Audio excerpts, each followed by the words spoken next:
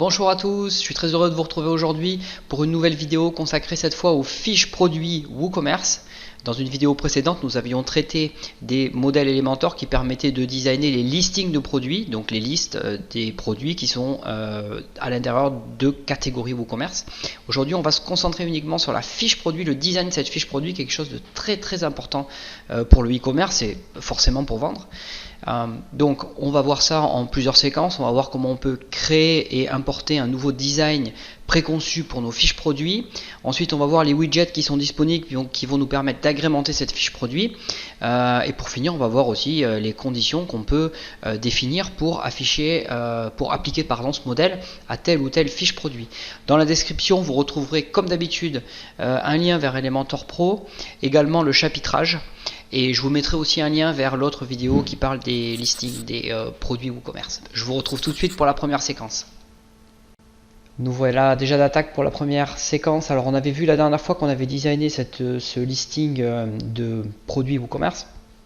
Aujourd'hui on va s'attaquer au cœur du sujet, c'est-à-dire à la fiche produit WooCommerce. Alors il faut savoir que la fiche que vous avez devant les yeux ici, c'est une fiche qui a été purement designée, et même pas designée, qui a été générée par WooCommerce. Donc on retrouve bien ici le rose-violet là qu'on a par défaut dans WooCommerce, qui est dans leur charte graphique, plus après un certain nombre d'éléments en dessous avec les prix, la gestion du panier, la gestion des reviews, etc.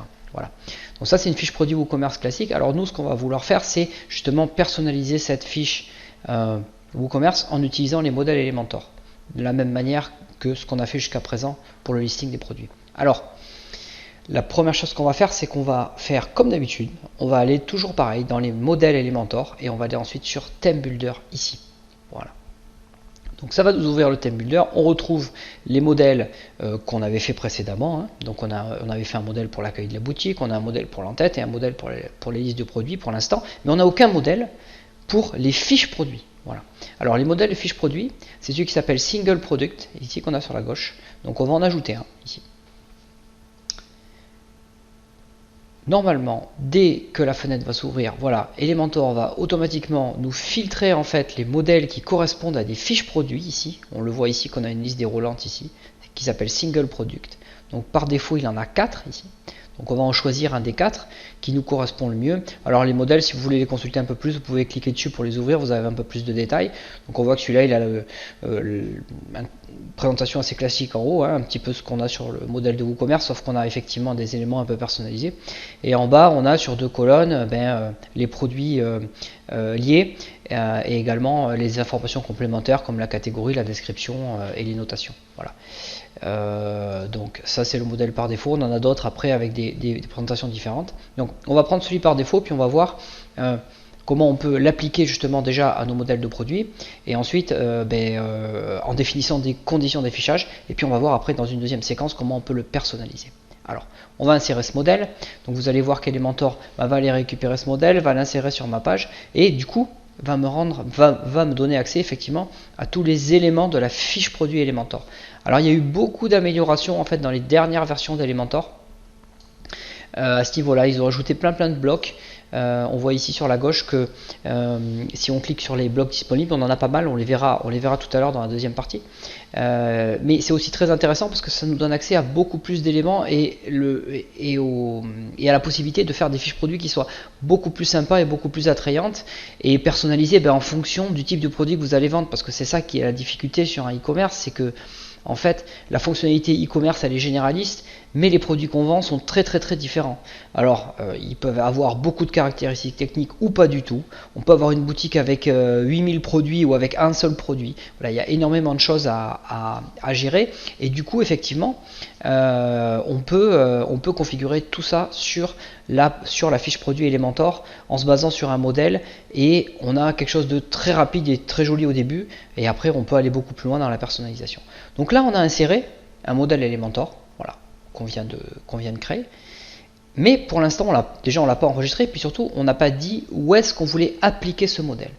Comme d'habitude, lorsque vous allez cliquer sur publier ici en bas à gauche sur le bouton vert comme d'habitude, Elementor va vous dire la première fois où est-ce que vous voulez appliquer ce modèle de fiche produit, à quel produit. Si vous cliquez sur Add Condition, la première fois, il va vous l'appliquer à tous les produits de la boutique Elementor. Donc on va faire ça par défaut juste pour vous montrer que ça marche, puis on va revenir un petit peu sur cette partie condition pour vous montrer comment on peut aller plus loin justement avec ce système d'inclusion et d'exclusion de conditions Elementor. Donc là on va l'appliquer, donc on va faire inclure à tous les produits de la boutique Elementor. On y reviendra. Donc là il m'a enregistré ma fiche, ça veut dire que si je retourne sur ma fiche produit Elementor, je rafraîchis ma page ici, vous allez voir que voilà, on n'a plus tout à fait la même mise en page. Alors sur le haut c'est assez similaire, on a un design qui est un petit peu mieux, on a le fil d'Ariane ici sur la droite au-dessus du titre, on a une description et puis on a un bouton qui est un petit peu designé ici qu'on va pouvoir modifier. La galerie aussi, les dimensions de la photo ont changé un petit peu. Et en dessous, on a quelque chose qui est beaucoup mieux, où on a une petite description en bas, les reviews et les produits liés ici. Voilà. Alors tout ça, on va pouvoir le configurer, on va le voir dans une deuxième partie, mais je voudrais revenir, avant de passer sur la deuxième partie, je voudrais revenir aux conditions d'affichage. Donc pour réaccéder aux conditions d'affichage, lorsque vous avez appliqué un modèle sur Elementor, ça c'est global à tous les modèles, c'est pas spécifiquement sur les modèles WooCommerce, il faut aller dans la petite flèche à côté du bouton mise à jour ou update à côté. En bas à gauche, pardon, vous avez un menu qui s'appelle Display Conditions. Donc vous cliquez dessus, ça vous réouvre la fenêtre qu'on a validée tout à l'heure. Voilà. Donc on a la possibilité ici, comme d'habitude, avec un système d'inclusion et d'exclusion, d'appliquer ce modèle à tout ou partie de nos produits WooCommerce. Alors par défaut, dans l'inclusion, on a la possibilité de choisir entre tous les produits, on voit bien que c'est products, mais au pluriel, les produits d'une certaine catégorie. C'est-à-dire qu'on peut choisir ici la catégorie, alors je ne sais pas si j'en ai une qui s'appelle plantes, voilà, indoor plants ici, ça veut dire que si on sélectionne ici, on aura uniquement ce design de fiche produit qui sera appliqué aux produits de la catégorie indoor plants, d'accord. On a également la possibilité de le restreindre au child product category, c'est-à-dire aux produits des catégories enfants, si on devait traduire ça en français. C'est-à-dire que si j'ai une catégorie plantes et en dessous une catégorie indoor plants, eh bien, je peux dire, tu vas m'appliquer ce modèle de fiche produit uniquement à toutes les sous-catégories de la catégorie plantes. Voilà, ça c'est une possibilité qu'on a ici. En utilisant les tags, donc les étiquettes, je crois que ça s'appelle en français. Vous savez, c'est les mots-clés qu'on peut ajouter aux produits Elementor, WooCommerce. Et ensuite, on a la possibilité de définir par auteur en fait les produits. Voilà. Ça c'est un petit peu plus particulier, c'est utile souvent quand on a des boutiques avec plusieurs vendeurs dessus. Ok. Donc nous on va rester sur la partie produit ici. Et également on a la possibilité de mixer les inclusions et les exclusions en ajoutant plusieurs possibilités ici. C'est-à-dire on peut appliquer ce modèle ici à une catégorie, à tous les produits de notre boutique, sauf aux produits de la catégorie indoor plants par exemple qu'on a vu tout à l'heure. Mais par contre du coup il faudra en faire un autre éventuellement pour indoor plants pour avoir un design différent de fiche produit. Ça peut être utile si vous avez des boutiques qui nécessitent par exemple beaucoup de photos ou quelque chose de spécifique sur des images dans certains produits et dans d'autres pas. Vous pouvez comme ça faire des modèles un petit peu différents. Donc voilà, nous on va rester sur la configuration générale et on va passer à la deuxième séquence. On va voir tous les blocs et toute la personnalisation qu'on peut faire sur cette fiche produit Elementor. Je vous retrouve tout de suite pour la deuxième séquence. Nous voilà donc dans cette deuxième séquence dans laquelle on va voir la personnalisation de tous les éléments présents sur cette fiche produit et également les blocs qui sont disponibles sur Elementor pour aller encore plus loin dans la personnalisation de cette fiche produit. Alors ce que je vous propose de faire, c'est de commencer par regarder les widgets WooCommerce qui ont été ajoutés par défaut et qui ont été plutôt configurés par défaut sur cette fiche produit, parce qu'en fait il a repris les éléments qui étaient déjà présents sur la fiche WooCommerce par défaut. Alors on a plusieurs choses. On a ici notre galerie d'images ici qui va utiliser l'outil de galerie qui est inclus par défaut sur WooCommerce, donc qui offre un petit zoom avec une loupe ici. Alors bon, là c'est pas énorme parce que mon image est petite, voilà. Et aussi une navigation entre les éléments et la possibilité d'agrandir l'image. Voilà, ça c'est quelque chose d'assez standard. Ça correspond au bloc que vous retrouvez sur la gauche ici qui s'appelle Product Images. Voilà, c'est celui-là. C'est tout simplement ce bloc qui a été ajouté. Si on clique dessus, on le voit, hein, ici, il s'appelle bien Product Images. Et donc, on a toute une configuration à faire ici. On peut également gérer la taille des images, mettre des bordures dessus, de l'arrondi. On a énormément de configurations, mais c'est principalement du style, étant donné que les images sont gérées effectivement dans votre fiche produit WooCommerce par produit, bien sûr. Ensuite, sur la partie droite, sur la colonne de droite, ici, on a une colonne, on a deux colonnes à 50-50. On a le fil d'Ariane, donc ça c'est quelque chose d'assez classique. Hein, c'est un fil d'Ariane qui est fourni par WooCommerce, qui est assez intéressant à mettre en place sur les boutiques, parce que effectivement, vous avez souvent beaucoup de produits et beaucoup de catégories, de sous-catégories. Donc, lorsque les personnes arrivent depuis un moteur de recherche par exemple et qu'ils arrivent directement sur votre fiche produit, ben, ça leur permet de remonter éventuellement et de naviguer comme ça dans votre boutique. C'est assez pratique. Bon, on a le titre de la fiche produit, donc ça, hein, une balise H1 là, c'est conseillé au niveau SEO. C'est le titre principal en fait de dans le contenu de votre page. Ici, vous avez une deuxième partie, vous avez le rating, donc les reviews, les notations de la fiche produit. Donc ça, c'est pareil, c'est quelque chose qui est géré par WooCommerce. C'est quelque chose qu'on retrouve ici aussi avec le détail, dans lequel vous pourrez, si vous avez des notations sur votre fiche produit, afficher le texte et permettre surtout aux utilisateurs d'ajouter une review à cet endroit-là. Voilà. Là, ça va vous afficher le résumé des notations qu'il y a. Bon, là, en l'occurrence, sur celle-là, il n'y en a pas. Ensuite, on a le prix. Donc ça, c'est quelque chose de très important. Toujours l'afficher éventuellement assez gros. Plus, après, vous avez toute la configuration au niveau des devises, etc. Vous voyez qu'ici, vous avez uniquement des options de style, d'accord? Vous n'avez pas d'option de devises, par exemple. Tout ça, ça va se retrouver dans la configuration WooCommerce. Hein. Donc, il faut bien faire la distinction entre les deux. Sur Elementor, vous avez les modèles, vous avez principalement de style, et sur WooCommerce, vous allez avoir quasiment la plupart en fait des configurations fonctionnelles se font sur la partie WooCommerce, et notamment dans la partie pour tout ce qui est devises, etc., dans la partie configuration générale settings. Voilà. Ensuite, vous avez le bouton de mise au panier avec le numéro. Donc là, c'est pareil, ça va être principalement des options de style. Par exemple, sur le bouton, hein, on peut changer la couleur de fond. D'accord, et lui mettre, je sais pas, on va le mettre en violet par exemple. Voilà, ici, voilà. Donc tout ça, c'est une configuration qui se fait, c'est du style, donc ça se fait dans Elementor. Voilà. Mais on a vraiment accès à absolument tout, la quantité, la hauteur, la taille des polices, etc. Tout est configurable avec ces blocs WooCommerce. Alors dans la partie basse, on a deux colonnes. Alors dans la première colonne, on a un bloc qui s'appelle Related Products, c'est celui que vous retrouvez ici par défaut, qui ne doit pas être traduit non plus, oui, qui est Product Related, c'est celui que vous avez ici, d'accord. Alors vous avez deux types de produits, on va dire complémentaires, que vous pouvez afficher sur votre boutique WooCommerce. Ça va être les Product Related et les Upsell qu'on voit ici. Alors, quelle est la différence entre les deux? Eh bien, les produits relatifs, c'est quelque chose qui est par défaut configuré par WooCommerce. Alors, pas obligatoirement, hein, on a la possibilité de changer ça dans les réglages, mais par défaut, WooCommerce, en fonction de mots-clés, va vous suggérer en fait des produits qui sont liés, donc qui ressemblent aux produits que vous êtes en train de regarder.